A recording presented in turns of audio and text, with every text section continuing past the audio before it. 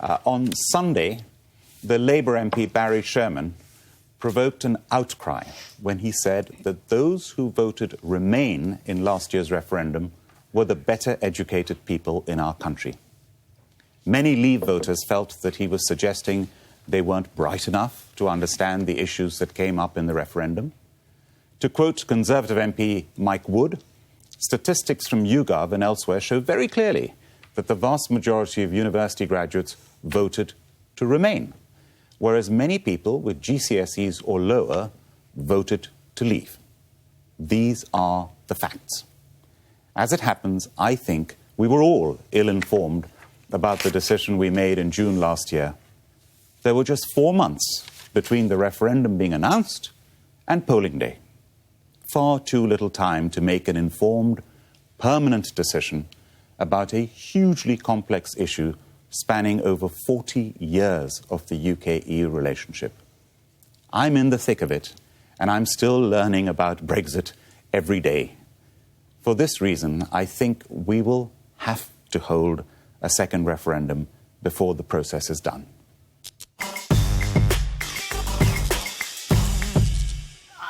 I think it's pretty shameful that people like Barry Sherman and others are turning the Brexit debate into a Remain brackets university smart and Leave thick and stupid, because it's not like that, you know. Education comes in all forms. And it must be really galling for you university-educated people around this table and out there to understand that the great unwashed, and I count myself among them, who didn't go to university, actually just secured the biggest democratic vote in British history. And you know, you said before that you talked about the degrees. You know, higher education just below the degree. 53% of Leave has had that, 47% remain. So it's not just people with GCSEs. And I just think, you know, everyone would... this kind of snobbery, this kind of sneering at people who didn't go to university, the fact that they're somehow less than the people who did, it's actually, and you know, let's look at some of the so-called intelligent people and some of the predictions they made before the referendum. These really highly intelligent, university-educated people said there would be 3 million job losses. We'd each be 4,300 quid worse off, 10% drop in GDP, immediate and prolonged recession, stock market crash, oh yes, and World War III. And none of it happened. And that's the smart people. The smart people, the clever university-educated people in the OECD have had to apologise for some of the stuff they said. Totally wrong. So not wrong. They may be right in due course. That's another matter. Well, you can't say that. But there are the facts, and the facts are that the YouGov statistics are very clear.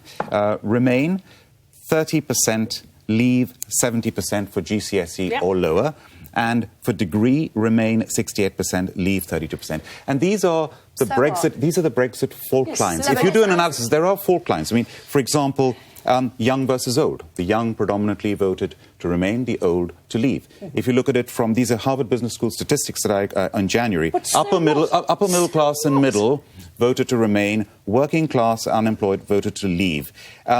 Pro-immigration, Remain, anti-immigration, Leave. So there are these Brexit fault lines, of which this is one of them. Now, these are the facts. I think on Michelle? Please.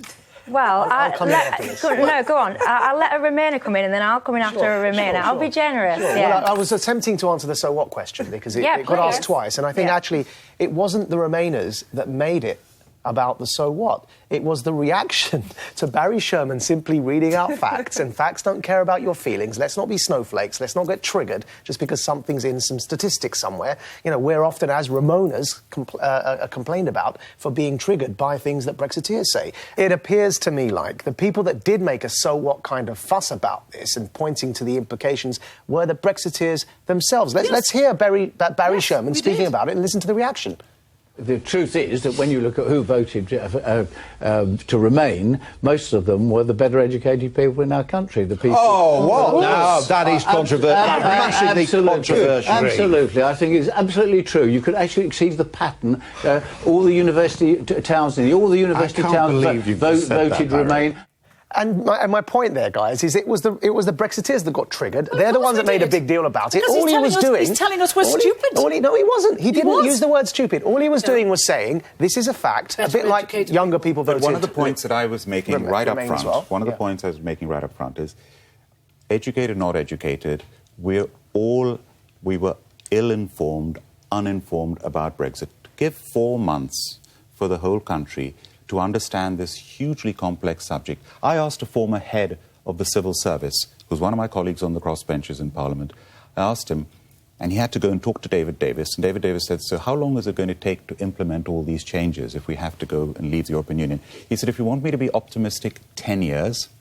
More realistically, 15 years. I mean, this is a very complex issue. And how are people meant to understand this in such a short time? Did you campaign against the referendum taking place? Did you use your position and influence to stop it happening? It was a big mistake to have the referendum in the first place, and it was a big mistake to have it in the way that it is. But as a parliamentarians, we have to take responsibility because we voted for the referendum to take place. My question is, if you feel very strongly that it was too rushed and all the rest of it, prior to the referendum being, given to us, did you actively campaign to try and stop there being a referendum, or did you try and campaign during that period to pro-Remain? I think everybody underestimated... No, you're not answering my question. I'm saying I didn't campaign, and I said I say we take responsibility as parliamentarians. Okay. It should never have been rushed through in the way that it is, and that's why I think, logically, when the time comes, people are more informed day by day.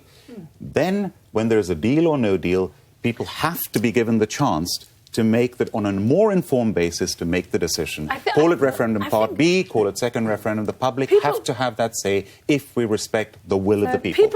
People reacted so bad to Barry Sherman because he's in a constituency in Huddersfield that 54.7% voted to leave. He betrayed those people and he made them... By quoting facts? Because of the implication of what he said, and that's what I'm saying. But I'm a Brexiteer and I'm not triggered. I'm not angry when I hear that. No, I'm quite chilled out. Yeah. But the reason I'm not triggered is because, to be fair, all he was doing is pointing out a fact, and I'm not, I can take that. Why did he feel the need to do that, Michelle, do you think? Well, because I don't know why he felt the need to do that, but I don't take from that somehow I don't feel that I don't feel like a person who's got a degree in puppetry has more of a say over what goes on in this country than I do, because I've got a GCSE. Yeah. What I do find quite interesting is that all of the people who are now wanting to focus on university educations are very similar to the same kind of people, and often they are the same people who are campaigning to get the voting age reduced. So they want people who are 16 who, often might not even have a GCSE to be able to have a vote. So for me, there's a massive contradiction there. You can't focus on the voting quality of someone with a degree whilst equally saying, come and enter the system. Look at Prime Ministers. I mean, Churchill never had a degree. John Major never had a degree. So no one is saying whether having a degree... The point I'm making is everybody is ill-informed. We all need to be more informed about this subject. The point he was making, the reason people reacted badly, is that he said, what is a university degree? What is an academic education? It's the ability to remember and repeat information that you've been told. It's much more than that. University education teaches you to think, to question, to reason. It's much more than that. You don't think that happens in life. You don't think that happens in people's living rooms every day. You don't think that happens. Denigrate education in that way. All you who went to university. Can I say? Well, I struggled hard to get to university. My family aren't wealthy, and I studied from comprehensive school. I've never been to private school in my life. I ended up at the University of London, both for my degree, undergraduate, and my master's. And I know for a fact, having been through it, you can't say it's just about memorising and repeating. And it's actually... Hold on, last thing, and I think Afro wants to come in. I'm not saying that. That's a bunch of straw men. Nobody said that. But please, for everyone who's watching, who is considering and contemplating going to university, it's important that they don't think it's a waste of their time. Education is important. Our universities are the best in the world, along with America. I think who go to university is a benefit not to themselves but to the whole country as well. But all these better educated people would do well to remember that the people who grow their food, the people who serve them in restaurants, the people who fix their cars and fix their boilers are not stupid, uneducated. Thank you. Like she has a problem getting in normally. She doesn't. Carol, let Afua talk. I have to admit, when I heard what your topic was, Karen, my initial reaction was, this is a bit unhelpful, because I know that it's going to be interpreted as Remainers being snobby towards Brexiteers and claiming some kind of monopoly over the facts. But having heard this debate, I'm really glad you raised it, actually, because... No offence, Carol, but you just sound completely hysterical. Do I? You've just been presented with a set of facts, right? That's all they are, a set of facts. And actually, on top of that, a very reasonable argument that both sides could have done with being better informed. Stop with the set of facts. And I've been waiting for 10 minutes to get a word in because you've been shrieking at all of us about the facts.